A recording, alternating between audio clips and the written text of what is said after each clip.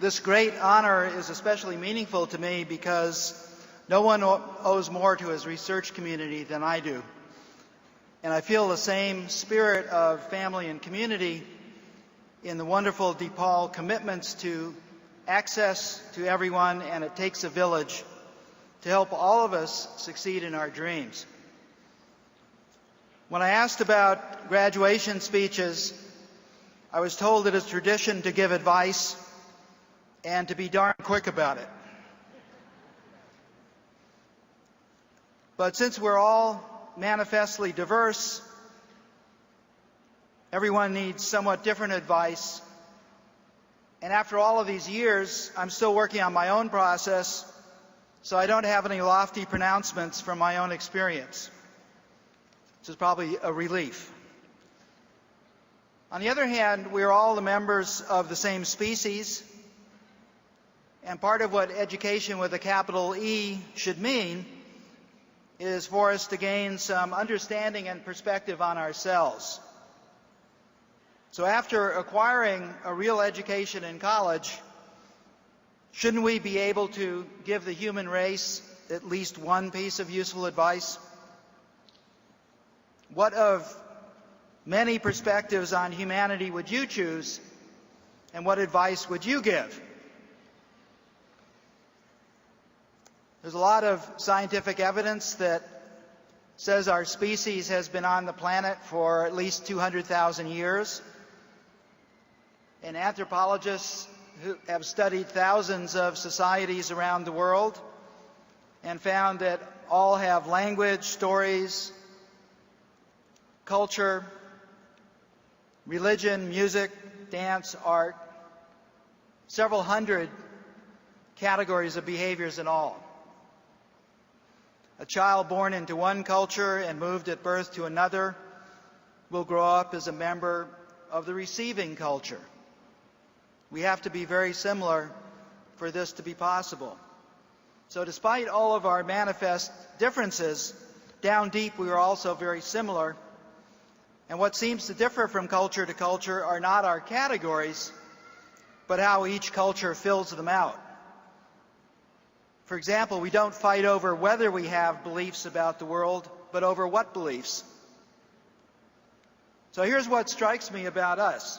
Even though for hundreds of thousands of years we've cared so much about our beliefs to fight for them, until very recently we humans have just taken the world of our senses and of our cultures as they seem, with almost no attempts to invent ways to check if our perceptions and beliefs actually hold water. In other words, we humans live inside of our heads to an astonishing degree. So much so that we resemble a creature in a dream that only occasionally matches up with the world it lives in. We live in a kind of a hallucination of our own devising. Francis Bacon pointed this out in 1610 when he called for methods to be developed to get around the blindnesses caused by our genetics, how our individual brains develop, how we use language, and how we assimilate the beliefs of our cultures. This was part of the already started invention of science, which produced example after example where careful investigations and new kinds of thinkings revealed that many of our beliefs about the world did not hold up. We had been fooling ourselves. So the perspective on humanity I would choose is that we are the species that fools itself. In fact, we even pay good money to be fooled. And we have been fooling ourselves for our entire 200,000 years. And part of the nature of this foolery is that we think we can see, and that what we think is there is what is there. A wonderful line in the Talmud says, "We things not as they are, but as we are." I've often wondered what happened to that person. Marshall McLuhan, the great Canadian philosopher, said, "Until I believe it, I can't see it." But we need dreams and imagination. One of my greatest heroes was Helen Keller, who was rendered blind and deaf before she was 2 years old, yet became the first deaf-blind person to earn a college degree at Radcliffe in 1904. In 1932, shortly after the Empire State Building was built, at the dawn of the Depression, in amazingly less than a year, as a statement by its contractors about what humans can do with purpose and will, Helen Keller, who knew a lot about purpose and will, took a trip to the top. She was asked afterwards by Dr. John Finley, "What did you think of the sight when you were on top of the Empire Building?"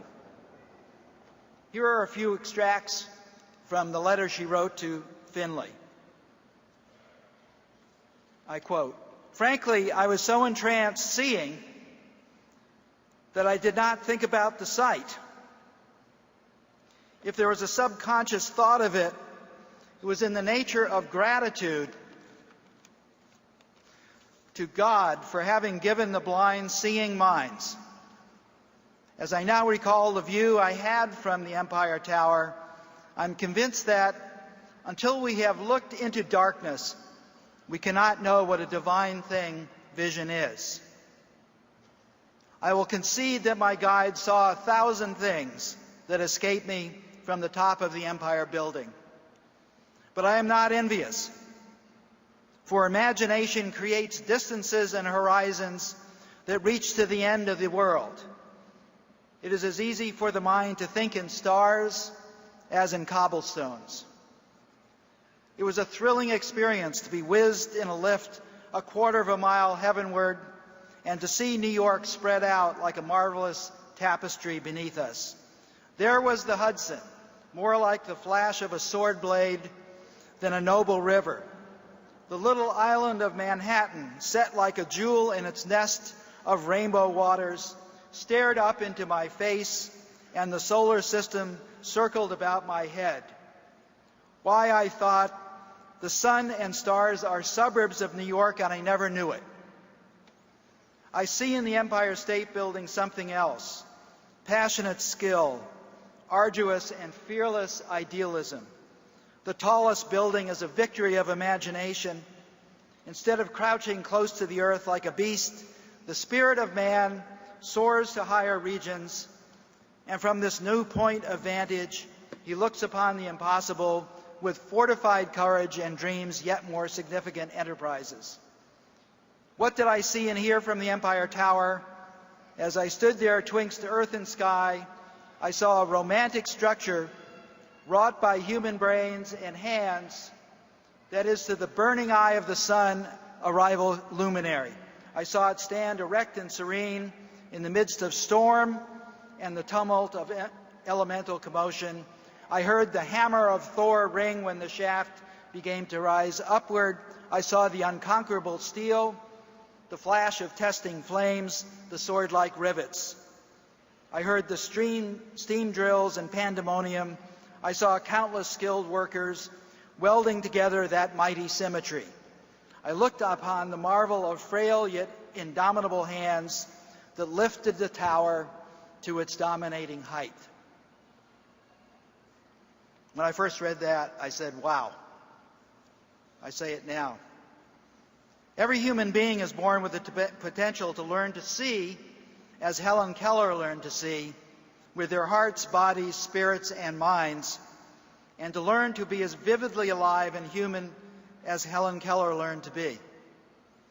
Our great gift is that though we are the stuff that dreams are made of, we can invest those dreams with the clearer knowledge brought by careful study beyond our simple prejudices.